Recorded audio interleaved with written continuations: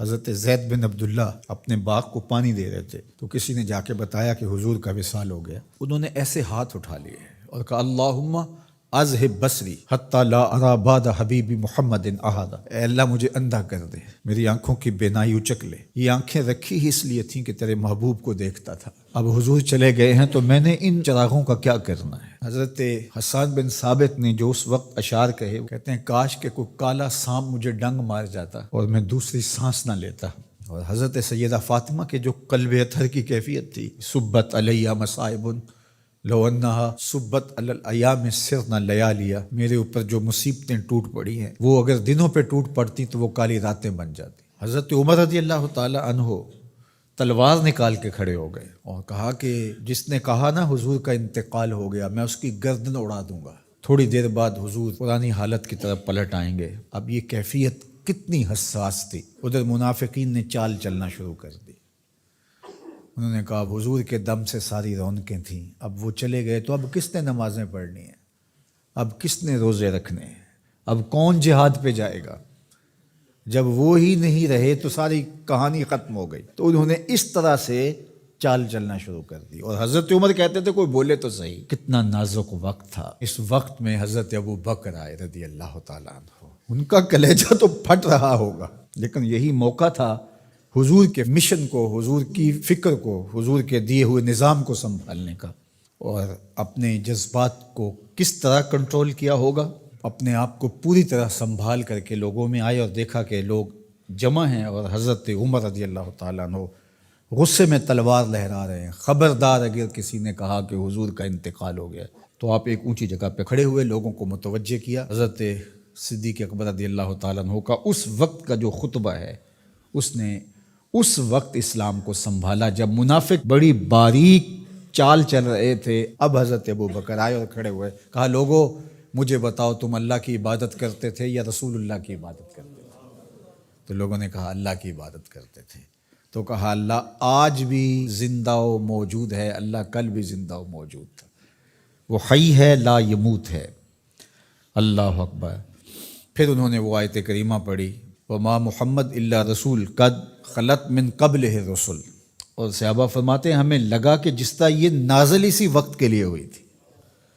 اور پھر لوگ سنبھلے اور پھر حضرت سیدنا صدیق اکبر رضی اللہ تعالی عنہ نے اس مشکل وقت دین کو سنبھالا اور پھر حضور علیہ الصلوۃ والسلام کے مشن کے لیے کھڑے ہوئے۔ لشکر اسامہ بن زید بن حارثہ رضی اللہ تعالیٰ عنہ کو روانہ کیا جا چکا تھا، حضور نے خود روانہ کیا تھا۔ ابھی جرف کے مقام پر ہی یہ لشکر پہنچا تھا، مدینہ المنورہ سے تھوڑا باہر نکلا تھا کہ حضور کے وصال کی خبر آئی تو یہ واپس آ گئے۔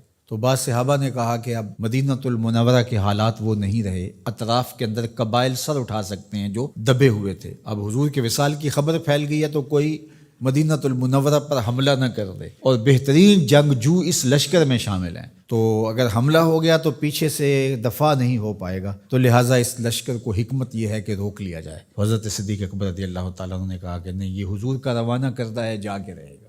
بلکہ آپ نے تاریخی جملہ کہا کہ اگر مجھے یقین ہو کہ جنگلوں سے جانور آ کے ہمارے جسم کی بوٹیاں بھی نوچ کے کھا جائیں گے، یہ لشکر پھر بھی روانہ ہوگا۔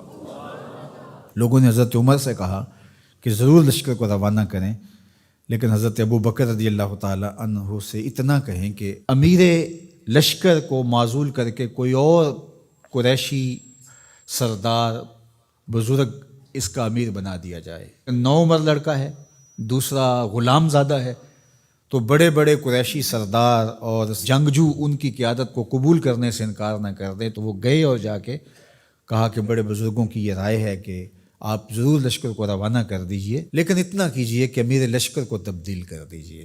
حضرت صدیق اکبر کے چہرے پر جلال آ گیا اور آپ نے جو جملے کہے وہ اتنے سخت تھے، ثقلت امک یبن خطاب، اے خطاب کے بیٹے تیری ماں تجھ کو روئے۔ استعملہ رسول اللہ وقد تامرنی ان اعزلہ، ان کو امیر لشکر اللہ کے رسول نے مقرر کیا ہے اور میں کون ہوتا ان کو معزول کر دوں؟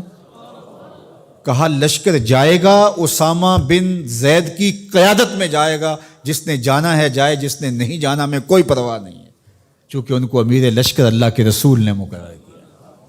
اللہ اکبر۔ پھر جب لشکر اسامہ کو روانہ کیا حضرت صدیق اکبر نے تو حضرت اسامہ کے گھوڑے کی باک اپنے ہاتھوں سے پکڑی اور اسامہ کو اوپر سوار کیا رضی اللہ تعالیٰ عنہ کو، اور نیچے ساتھ پیدل چلے، اللہ اکبر، اور ساتھ یہ کہتے جاتے تھے اسامہ تو وہ ہے جس کو میرے رسول نے مقرر کیا ہے۔